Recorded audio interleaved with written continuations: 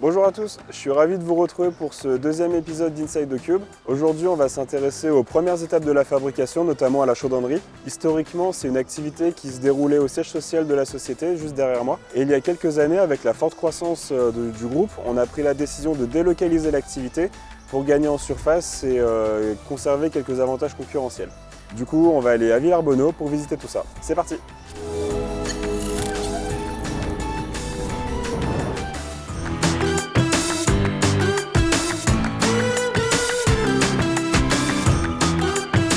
Nous voici donc à Villarbonneau. Derrière moi se trouve la chaudronnerie. C'est ici que prend vie le four. Les premières étapes de fabrication ont lieu ici. Et qui de mieux pour nous expliquer les processus que Frédéric Fèvre, le responsable du site. Bonjour Frédéric. Bonjour. Merci de nous accueillir dans la chaudronnerie. Vous êtes les bienvenus, suivez-moi.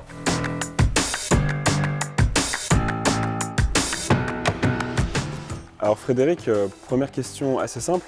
Quel est l'intérêt pour le groupe d'avoir une chaudronnerie intégrée ?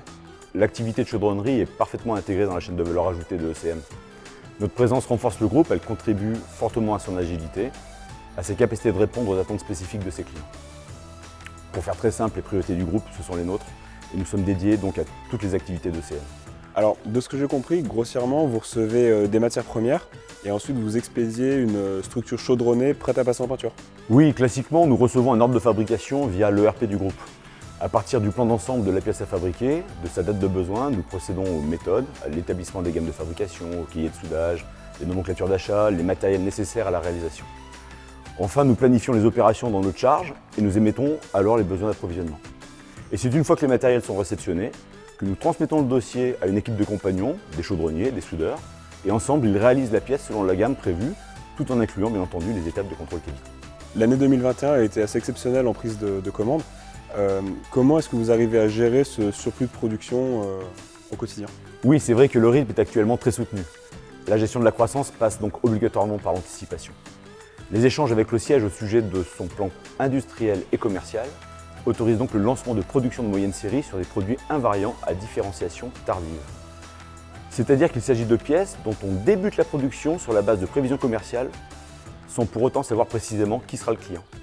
C'est alors une fois que la commande est en nos mains que la pièce sera customisée en fonction des spécifications propres au client. Cette démarche a de nombreux avantages. Le premier avantage est concurrentiel, il est de réduire le délai de livraison des équipements à compter de la réception de la commande client. Le second est un intérêt industriel, il vise à équilibrer notre charge de travail entre production sur affaires vendues et production anticipée.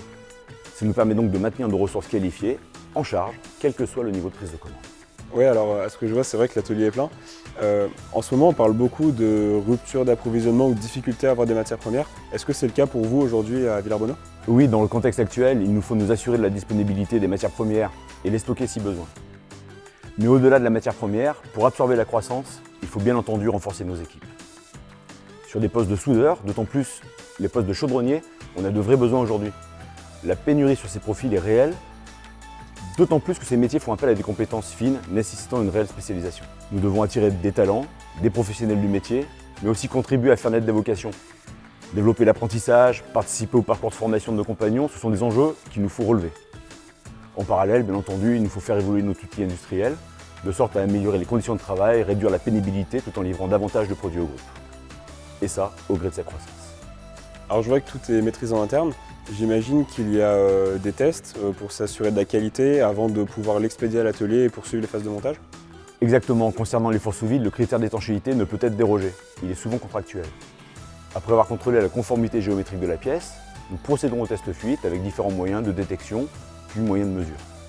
Les tests débutent en utilisant un spray savonneux pour détecter d'éventuelles fuites grossières, et nous poursuivons en recherchant des molécules d'hélium au moyen d'un spectromètre de masse travaillant sous vide poussé.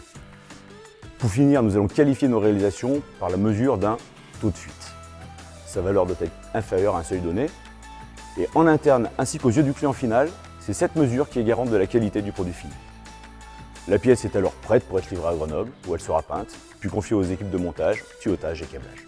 Frédéric, merci beaucoup pour ton temps et tes explications. Merci beaucoup, avec plaisir et à très bientôt. Merci d'avoir regardé cet épisode. On se retrouve très vite pour suivre les prochaines étapes de fabrication. En attendant, je vous invite à aimer et réagir en commentaire et surtout à vous abonner pour suivre toutes les actualités du groupe. À bientôt!